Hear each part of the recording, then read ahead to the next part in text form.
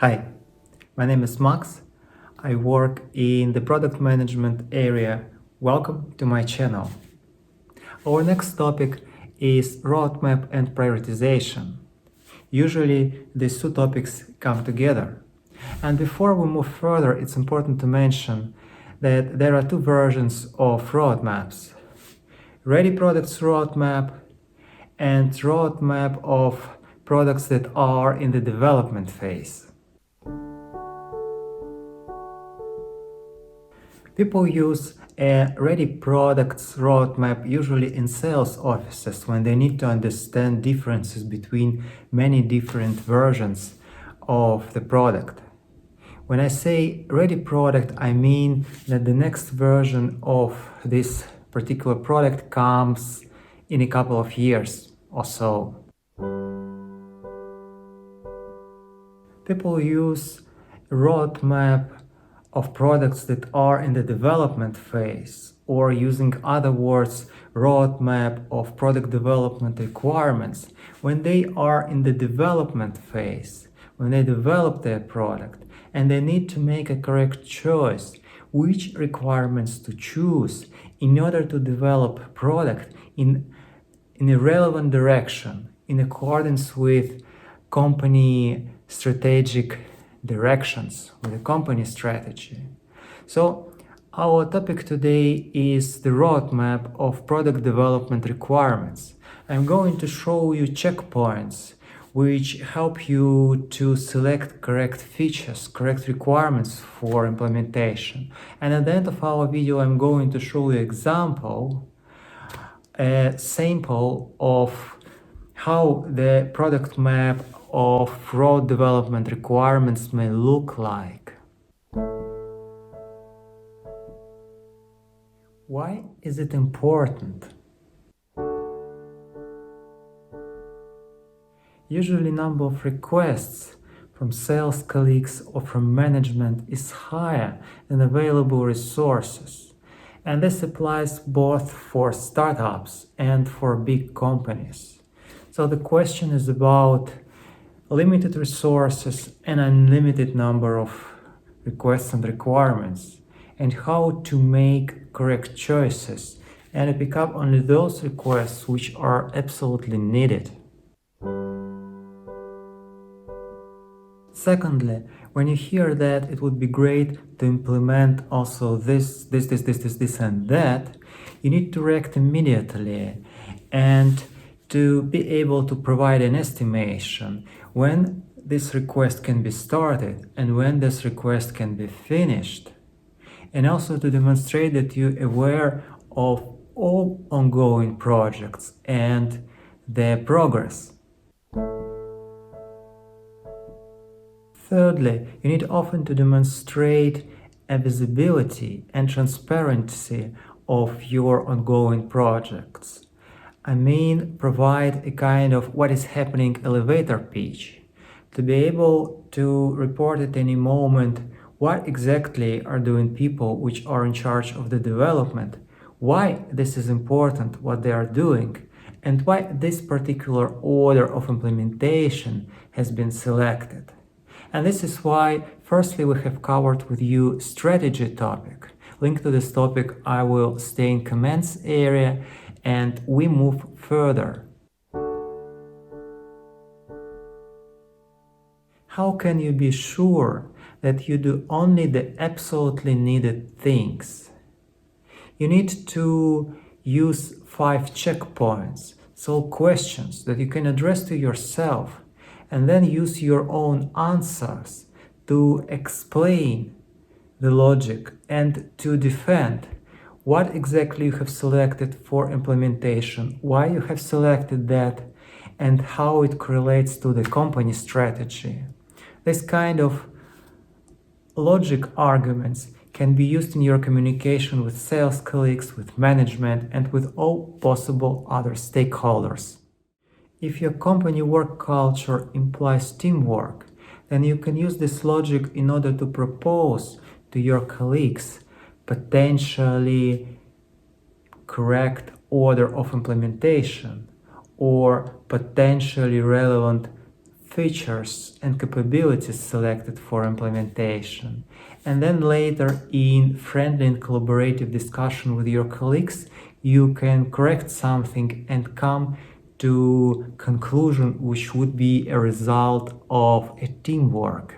I'm planning to show you these 5 checkpoints. Let's have a look at how to proceed with every request in order to be able to explain to your colleagues and stakeholders why you propose to prioritize something, or why you have prioritized something, or why you propose that something can be implemented later. And with these words, we're moving to checkpoints. Let's assume that you have defined already your strategic markets and strategic customers. So, checkpoint number 1. Can you confirm that the requirement that you have received comes from strategic markets or strategic customers? And if yes, is this requirement both urgent and important? If you have answered yes to both questions, it can be a good justification for prioritizing this requirement. You can create a kind of first row of implementation requirements, and in this case it would be the question when the next opportunity comes to implement the requirement that you have received. It's often the case that in this situation you may and you can allocate from 60% to 85% of your implementation resources to this kind of first row requirements, or with other words, requirements coming from strategic markets or key strategic customers. If you have answered no or not sure to both questions, then this requirement should probably go to the second row of implementation requests, and you may and should inform stakeholders and or sources of this request that you have about 15% of all your implementation resources for this kind of requirements. This is usually the case when some question comes not from strategic markets or not from key customers. Then you should operate with numbers like 15%, maximum 30 to 40% of all your implementation resources for dealing with this kind of requirements. I will show you later how to present it.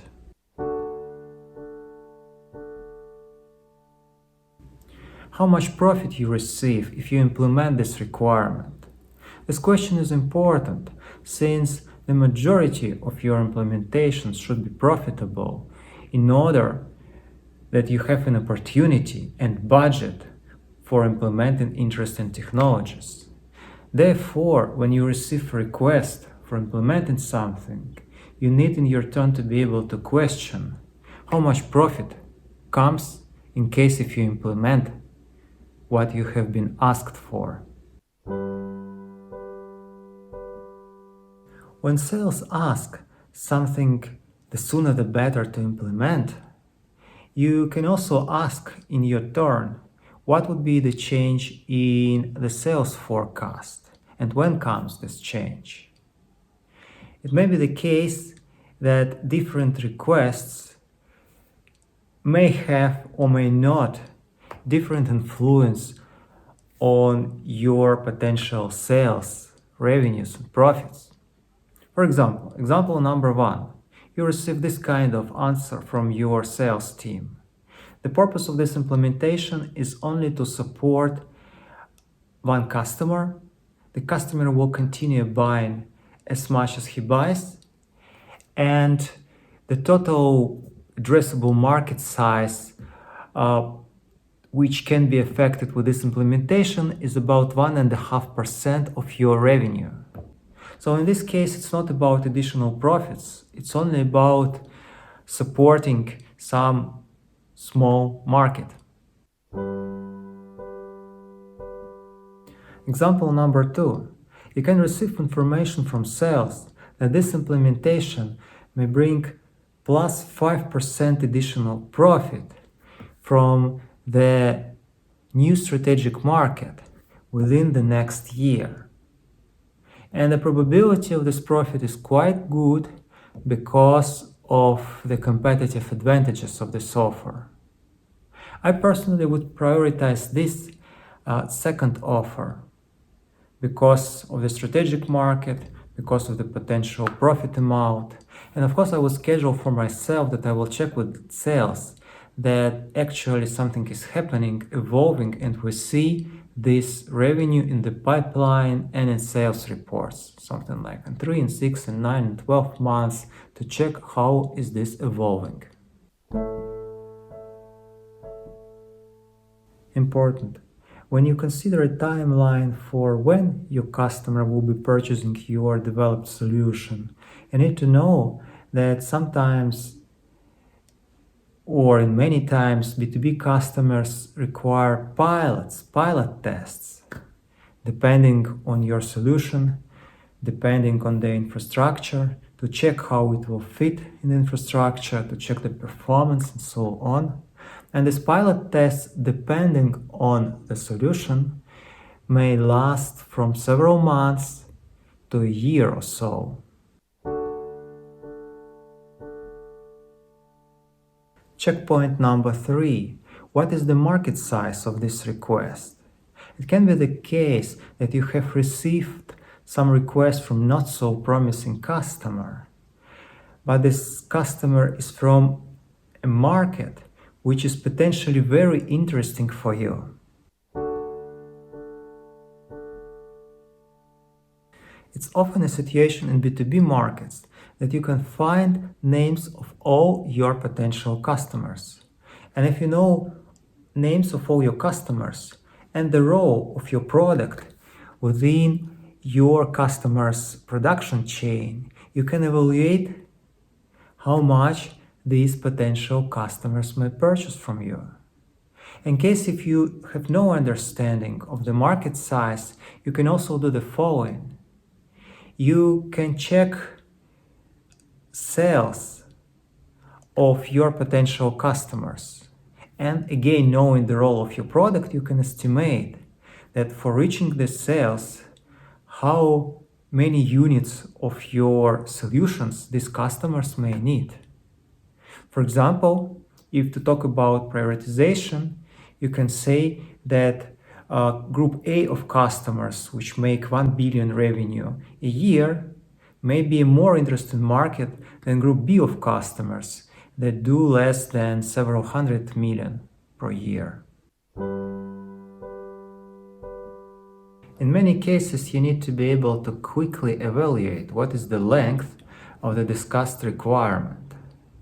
And in majority of cases, you need to operate with rough estimations like 5 hours or 1 day or 2 weeks. So this is a story about a rough estimation to give your opponent a feeling of how long will it take. And there are some cases when you don't know this estimation. In this case, you can use the following logic. Usually you know what is the average time that you need to, on average, to accomplish one assignment. And you know on average what is the number of tasks that you run or accomplish within this time period. For example, you know that approximately on average you need a month to accomplish one assignment, and on average you run 5 to 8 assignments within a month.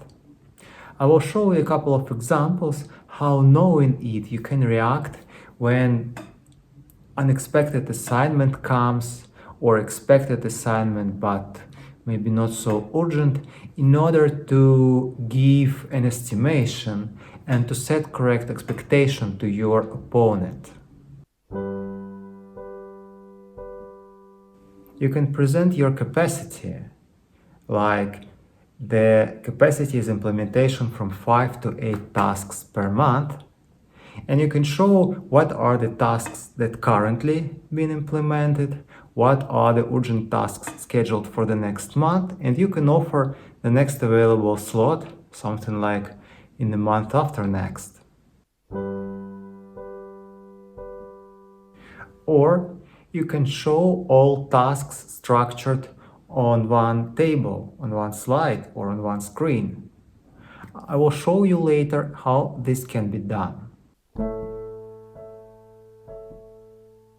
It's very important to distinguish between pure and total implementation hours. Let's take this example to illustrate this topic. You can know that, for example, for certain assignment you need 10 hours. But the responsible department can allocate only 1 hour per day, which means it will take 10 days for implementation. And another 5 to 10 days may be needed before the implementations for all arrangements, synchronizations, confirmations. And after the implementation, one more department may need to do some compatibility tests.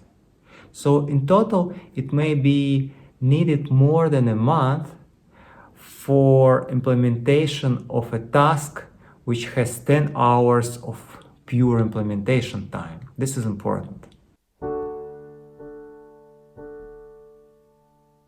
You need to check if certain dependencies exist between requirements.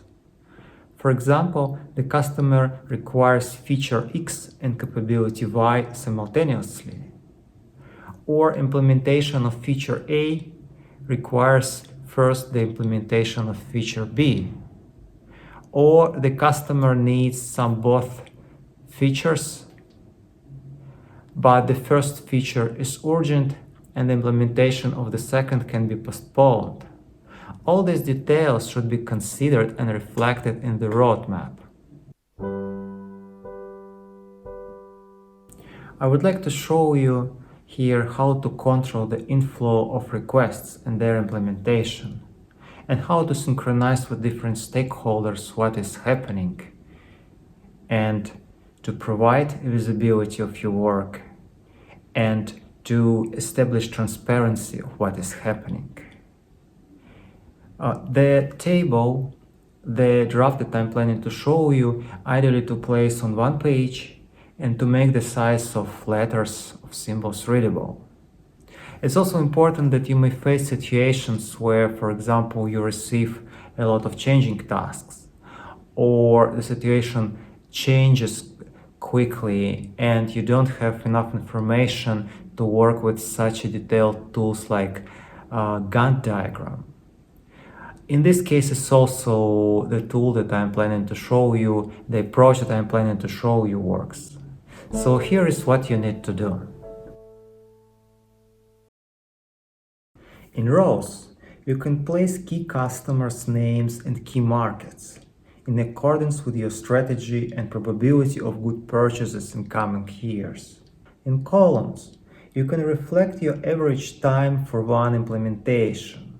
In case you need an average 1 month to accomplish one task, you can make one column equal to 1 month. You can also show importance for customers or for markets. For example, double plus can show very important requirements, and single plus can reflect normal requirements. You can also use a kind of traffic light to show statuses, like green background for already implemented requirements, yellow background for requirements that are in the process of implementation, and red background for tasks that require further discussions and which implementation has not started yet. When you see this all on one screen, you can play with the implementation order and use this table to show all stakeholders what is being done. It also helps to reach the visibility of your efforts and to synchronize. This has been an example of a product development requirements roadmap. Enjoy your day. Thank you very much for your attention, and see you soon.